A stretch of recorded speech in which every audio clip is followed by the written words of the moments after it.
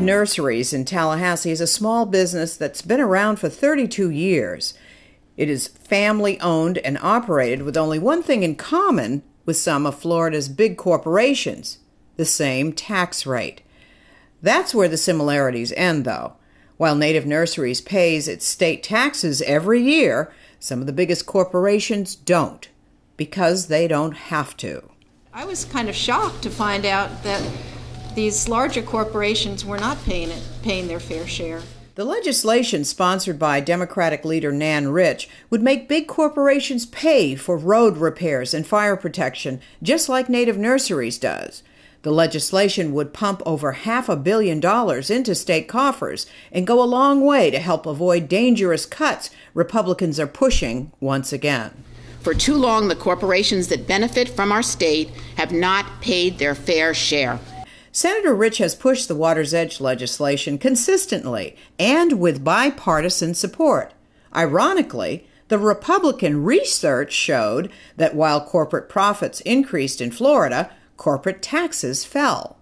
Now, Florida Republican lawmakers are following the national agenda that leaves those tax loopholes unplugged.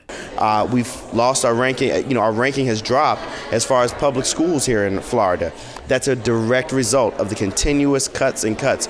Our governor's talking about putting $1 billion into education, but he leaves off the beginning of that is I cut $2 billion from it last year.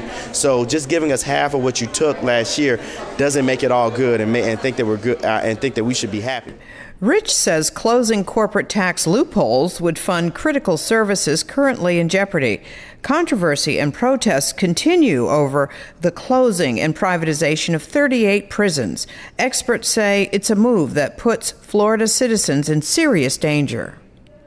This happened back in the 70s with the Florida prison system when we had some great inmate escapes during the 70s because they were understaffed and they weren't prepared for this. If they go to privatization of prisons, that is exactly what's going to happen again.